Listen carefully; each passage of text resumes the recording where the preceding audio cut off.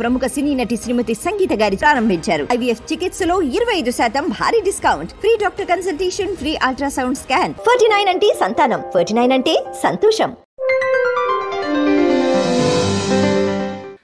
రాజతరుణ్, మామూలుగా మీ press meet కి ఇంత మీడియా, ఇంత హడావుడి అనేది ఉండదు. అదే ఇందాక కూడా అదే అన్నా కదా, ఇటు కొట్టినప్పుడు కూడా ఎంతమంది రాలేదు. అదే నేను మళ్ళీ చెప్తున్నాను. ఏమడుగుతున్నానంటే, ఆల్రెడీ కాంట్రవర్సీ వచ్చింది, అందరికి తెలుసు. దాన్ని కవర్ చేయడం కోసమే అంతా మీడియా వెయిట్ చేస్తుంది. అవునండి. మీ తిరుగుబాటు అయిపోయిందా, ఇంకా తిరుగుబాటు సరిదిద్దులో ఉందా? ఫస్ట్ పాయింట్, ఎలిగేషన్స్ వేసేవాళ్ళు వచ్చి బయట మాట్లాడతారు. నేను ఎలిగేషన్స్ చేయట్లేదు, ప్రతి దానికి నా దగ్గర ప్రూఫ్ ఉంది, నేను లీగల్గా ప్రొసీడ్ అవుతా. నాకు భయపడాల్సిన అవసరం కానీ ఏమీ లేదు. ఖచ్చితంగా నేను లీగల్గానే ప్రొసీడ్ అవుతున్నా కూడా. ఆల్రెడీ నా దగ్గర ప్రతి ప్రూఫ్ ఉంది. ఇప్పుడు వాళ్ళు చేసిన అందరి మీడియా ముందు చేసిన ఎలిగేషన్కి దేనికన్నా సరే మీరు ఇన్ని రోజులు మాట్లాడే మాటలు విన్నారు, కానీ ఏ రోజన్నా ఒక ప్రూఫ్ అడిగారా? ఆ ప్రూఫ్లు వాళ్ళు చూపించాల్సింది చూపిస్తున్నారు. ప్రూఫ్లు వాళ్ళు చూపించలేదంటే ప్రూఫ్లు వాళ్ళు మేము కోర్టులో చూపించుకుంటా ఉన్నారు.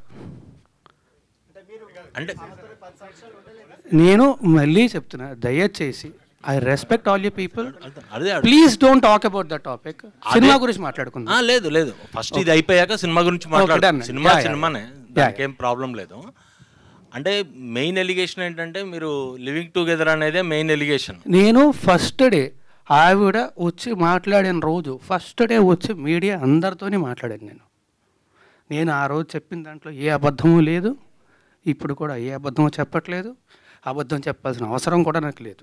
ఆ రోజే వచ్చి, ఇప్పుడు నేను ఆ రోజు ఆవిడ బయటకు వచ్చి మాట్లాడిన దగ్గర నుంచి ఈ రోజు దాకా నేను బయటికి రాలేదు, మాట్లాడలేదు అంటే మీరు అడగచ్చు. నేను వచ్చి మాట్లాడాను, అందరు మీడియాతోనే మాట్లాడాను, అందరితోనే మాట్లాడాను, అందరికీ చెప్పాను.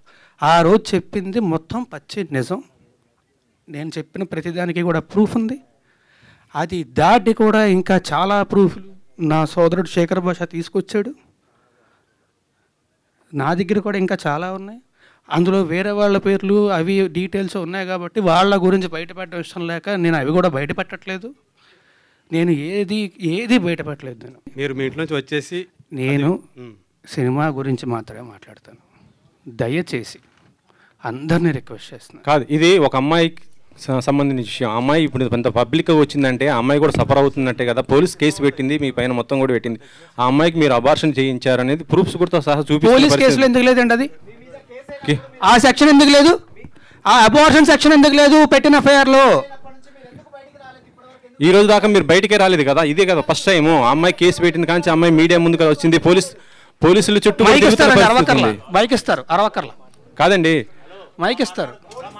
రాజతరుణ్ గారు ఆయన అరుస్తున్నా. ఓకే, సారీ, నేను క్లియర్గా చెప్తా. తప్పించుకొని తిరగలేదండి. నేను అయ్యాను. అవును, అడ్వకేట్ అయ్యారు.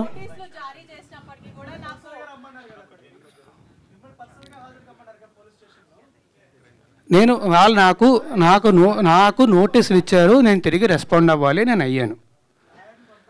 ఈ టాపిక్ గురించి అయితే ఇంక నేను మాట్లాడినండి. I'm very sorry.